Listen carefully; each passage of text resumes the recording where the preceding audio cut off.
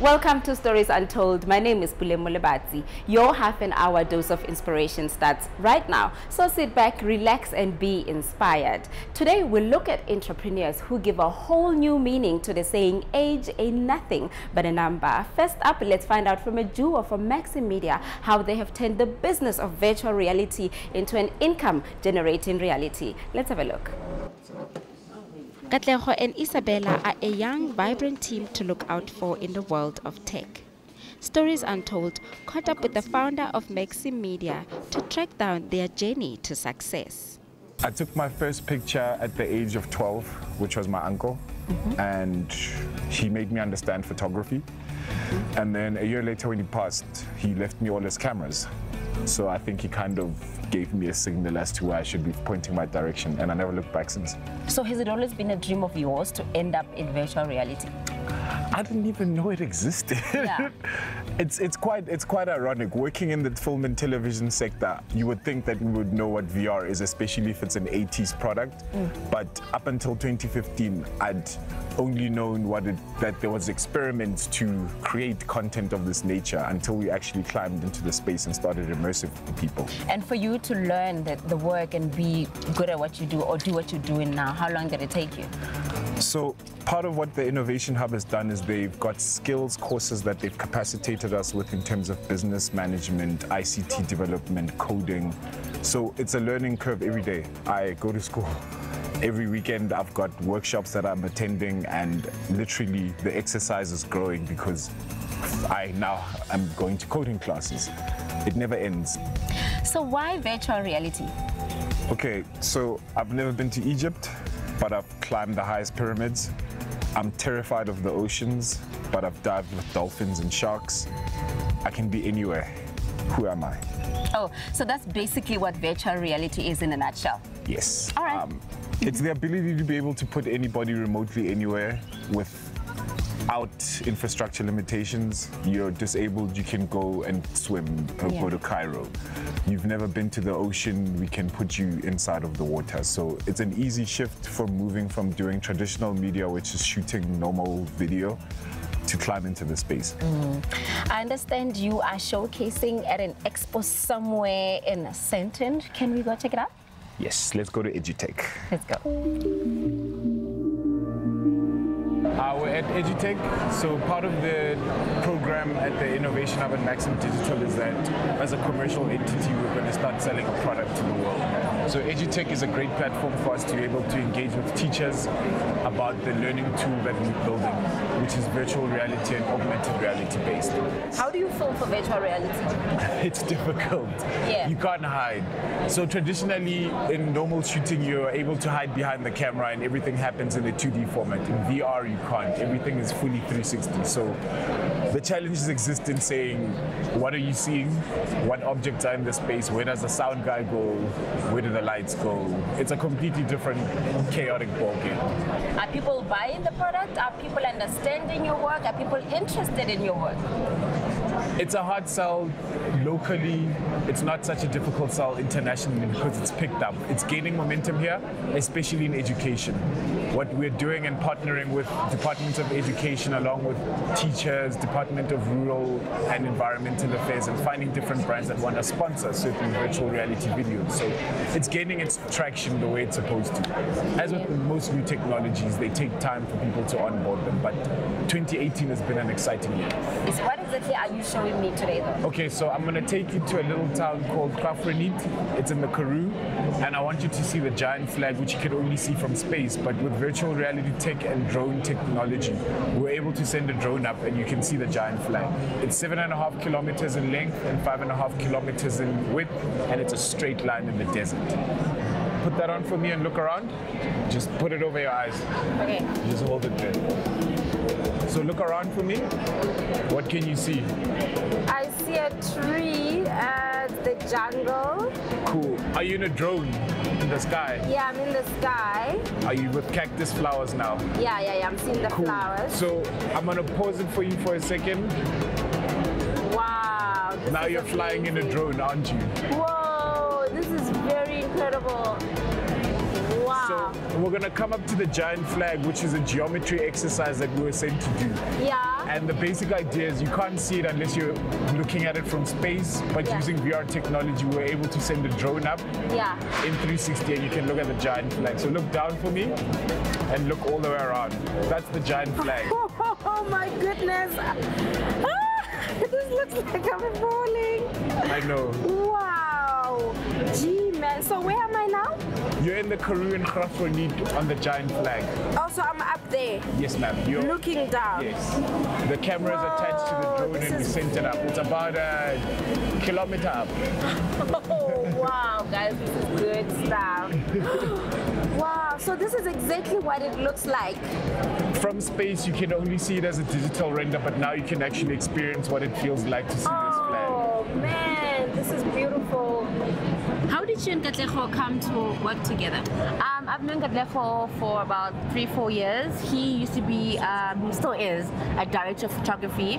And on a movie that we worked on together, I kind of got to know him. And then when I decided I've had enough of working for other people, we called each other and we were like, look, let's start something. And then that's when we started Forum. He already had the brainchild and used it and wanted to do all of these things. What are people's reactions when you tell them that I'm into virtual reality? Do they get you at first time or do they say, what did you just say? Yeah, they ask us what is VR. So I tend to like to show people what VR is because that wow factor of trying to get someone to see it for what it is instead of trying to explain that it's shooting in 360 and all of that stuff. When someone sees it, they understand that wow, this is what it's all about.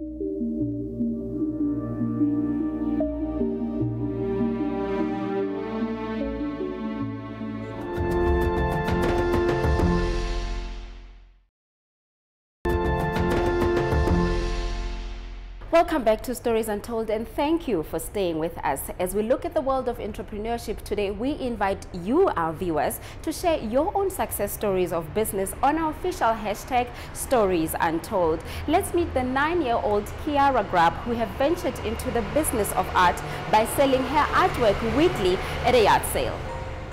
In a quiet suburb north of Johannesburg sits a 9-year-old Kiara Grab, meticulously creating a piece of art to add to her collection of home and garden decor. For Kiara, art is more than just a hobby, but a business that she runs from home.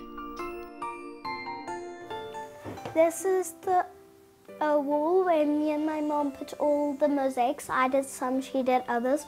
We call it the heart wall.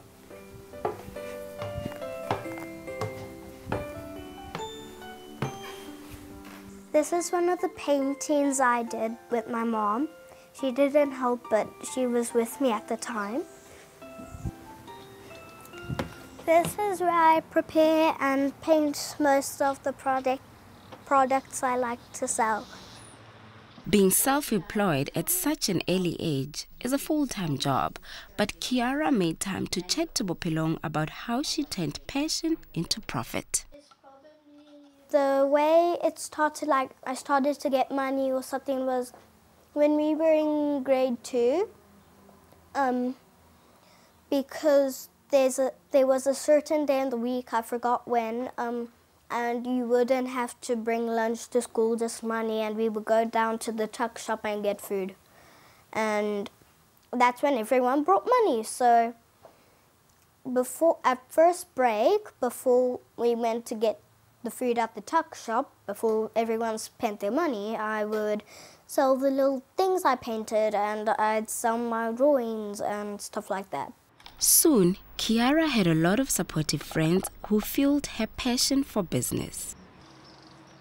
One of the boys in my class wanted to pay 20 Rand for 5 Rand picture, and Aver and Sabian are my 2 friends. They helped me draw some pictures sometimes for me to sell.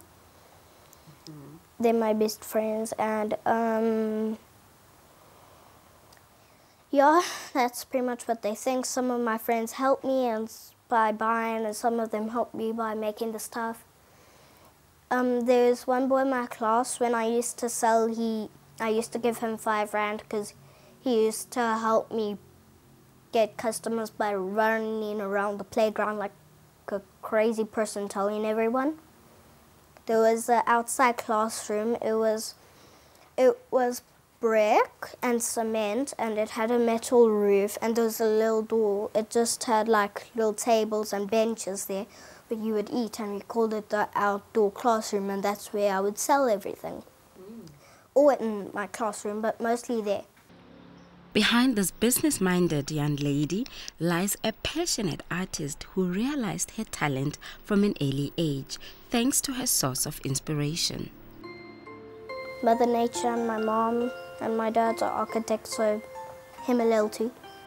My mom's been painting for a while, but I think I started when I was around about 3 or something, because I have a bunch of paintings in the office that I finger painted, and it looks like a storm with mixed colors and everything like that. So whether it is a painting or a mosaic, that side of things, it's in you.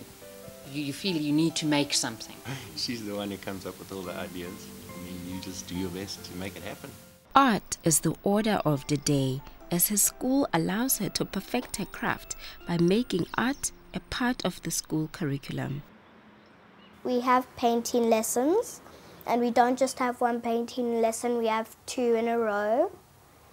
But at the moment we are doing our lanterns in it, and our lanterns are pretty much painting because we have to paint the bottom of the lantern and we have to paint the lantern. With art lessons offered at school and at home by her mother, Kiara took on business lessons to sharpen her financial literacy.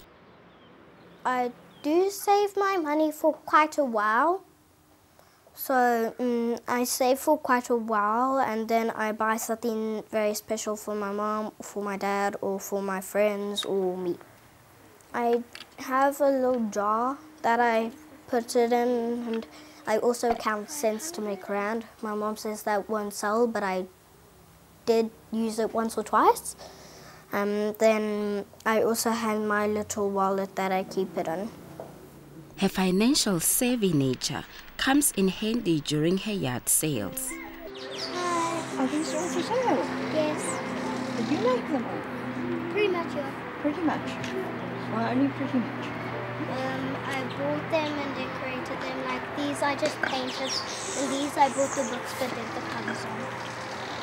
How much are these small ones? The small ones are 30. This is the corner. The small ones are 30, and the big one, well, the big one is 40. With Kira, possibly where a lot of it is stemmed from is we both used to work from home offices when she was born. So she's always seen us in a business environment. She's heard the work phone calls, she's seen us, you know, with her dad putting the drawings out on the table, having a look, you know, seen meetings happening, that side of things. And so from that perspective, from an early age, she started quizzing me on business and things like marketing and, you know, how does she tell people about her products and what kind of products should she make and all those sorts of things from about 3 years old. The young entrepreneur had few words of encouragement to other children who want to pursue business. Most children start with a lemonade stand on their street. I started with that, but I just sell drawings like I said. You could start like that and then choose a name, then start to grow and go to certain places like the park, or if they allow, or parking lot. If you're in a complex like I'm doing now, I do it in the parking lot. And it's kind of nice because there's a main road there and lots of people walk past there. So, and you could also do a bunch of chores and get lots of money. Thank you, Ms. Kira, and good luck with the rest of your business. Thank you.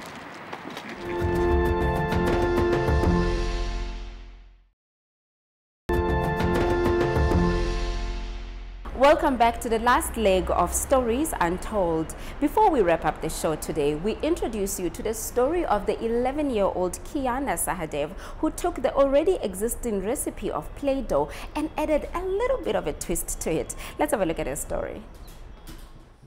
Just another day at the office for the founder of Creative Kit, a company that manufactures Play-Doh for preschools in Johannesburg. The 11-year-old Kiana Sahadev saw the need in the market to create Play-Doh that lasts longer in quality to afford children more time to learn and play. I couldn't find a recipe, so I needed to improve on all the recipes on the internet because they weren't good. I tried salt and cream of tartar, and it makes my Play-Doh last a long period of time. Her innovative approach to business can be seen in a variety of products that she makes with her Play-Doh. This is like a dough it has a scent. So this is lemongrass flavor. Okay. And this is the maths Play-Doh. So you have a number 4, then the child has to make 4 little blobs of Play-Doh and put it over here. And for all of the numbers, they have to do that. Kiana runs Creative Kits from her parents' house, where she makes her products on a weekly basis to keep up with the demands of the business. I have a passion and I love making anything. So I chose to make Play-Doh and I'm passionate about it. To help balance her commitment to school and business are her parents who save the day when the pressure of doing both catches up with her. The role that my parents played is my manager because they helped me package my products and put it in the car, and my mom sets it up she helps me set it up. It is top secret, which we all respect, but also I think because she does it in a specific quantity, she doesn't just take times 10 and get a huge pot and kind of make it in. And as a result, it can be quite time consuming. But as the orders come in, which they have been now, we're going to have to investigate a more efficient way of doing it as well. Yeah. I think the sales side of it is probably the easier bit because it operates almost on a distribution channel type model. So the one main distribution channel is a school, so all you've got to do is get the product there. Yeah, so the sales side of it is the easier bit at the moment. Kia's a very strong-willed little girl. She knows what she wants. She's very determined. She does her homework to find out how to achieve it, and she gets it done. In Botswana, his daughter is 8 years old. Okay. But obviously the family spends time sharing ideas and helping Kiana with the making of Play-Doh. Bopelong crew captured the weekly catch-up sessions with the family, and Kiara shared the top secret ingredients that goes into making her product. This is how I make Play-Doh at home. First thing is first, get my family to help me. My mom helps me with the stove because I am not allowed to operate it. She puts the pot with water on the stove. We then add salt to the water on the stove and leave it to boil. While we wait for the water to boil, I mix flour with my special powder in the big bowl. My mom adds food coloring to the mixture on the stove. Once the mixture boils, my dad adds flour and powder to it. My mom stirs it until it hardens. Then my dad takes the Play-Doh out of the pot.